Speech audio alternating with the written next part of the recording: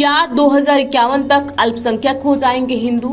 ये सवाल इसलिए क्योंकि मुंबई महानगर पालिका बीएमसी चुनाव से पहले Tata Institute of Social Sciences TISS report की आग फिर से भड़क उठी है। आर्थिक राजधानी मुंबई को लेकर टीआईएसएस की पिछले साल जारी हुई रिपोर्ट फिर से वायरल हो रही है। 2024 विधानसभा चुनाव के दौरान जारी हुई टाटा इंस्टीट्यूट की रिपोर्ट अब बीएमसी चुनाव से पहले फिर से सियासी गलियारों में हड़कंप मचा रही है। बीजेपी ने एक बार फिर से इस पर चिंता जताई है। नमस्कार, मैं प्रियांशी और आप देख रहे हैं नव भारत लाइव।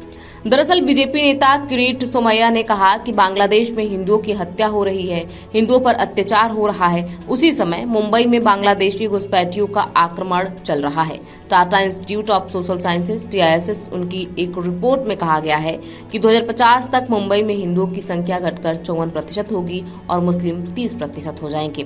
दरअसल Tata Institute of Social Sciences TISS की report illegal immigrant to Mumbai ने मुंबई के शहर के भविष्य पर गंभीर सवाल खड़े किए थे।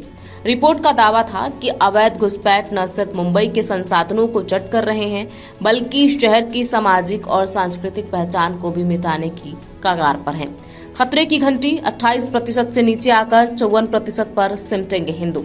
रिपोर्ट के अनुसार मुंबई में हिंदुओं की आबादी जो 1961 में 88% थी, वह 2011 में घटकर 66% हो गई है। अनुमान है कि 2051 तक यह गिरकर 54 से भी कम हो जाएगी। दूसरी ओर मुस्लिम आबादी 1961 में 8% से बढ़कर 2011 में 21% हो गई है और 2051 तक इसके 30% तक पहुंचने का अनुमान है। टीआईएसएस की इस स्टडी में जनसंख्या के आंकड़े ध्यान खींच रहे हैं। घुसपैठियों का वोट बैंक खेल। रिपोर्ट में सीधा आरोप लगाया गया है कि बांग्लादेशी और रोहिंग्या घुसपैठियों को कुछ राजनीतिक दल वोट बैंक की तरह इस्तेमाल कर रहे हैं। फर्जी दस्तावेजों के जरिए उनका नाम वोटर लिस्ट में शामिल कराया जा रहा है, जो देश की लोकतांत्रिक अखंडता और आंतरिक सुरक्षा के लिए सीधा खतरा है। स्लम पर कब्जा, संसाधनों की लूट। मुंबई की झुग्गियों की हालत पर यह रिपोर्ट कहती है अवैध प्रवासी मुंबई के स्लम इलाकों में बेतहाशा भीड़ बढ़ा रहे हैं, जिससे बिजली, पानी, स्वास्थ्य और शिक्षा जैसी सरकारी सेवाओं पर असहनीय दबाव पड़ रहा है। अवैध घुसपैठिए कम मजदूरी पर काम करके मुंबई के स्थानीय मजदूरों के हक पर भी डाका डाल रहे हैं। सर्वे में शामिल 50% से ज्यादा महिलाएं तस्करी का शिकार होकर देह व्यापार में धकेली जा रही हैं। मुंबई का पैसा बांग्लादेश जा रहा है।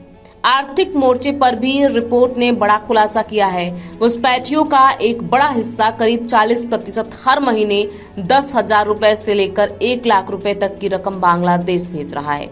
यानी मुंबई के मेहनत की कमाई सरहद पार जा रही है। टीआईएसएस की यह रिपोर्ट साफ इशारा कर रही है कि अगर अब भी सख्त कदम नहीं उठाए गए तो मुंबई का भूगोल और इतिहास दोनों बदल सकते हैं।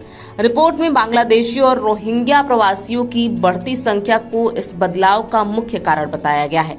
कहा गया है कि ये अवैध प्रवासी शहर की सामाजिक आर्थिक स्थिति को प्रभावित कर रहे हैं। ये रिपोर्ट महाराष्ट्र में चुनावी माहौल के दौरान राजनीतिक चर्चा का फिर से बड़ा केंद्र बन गया है।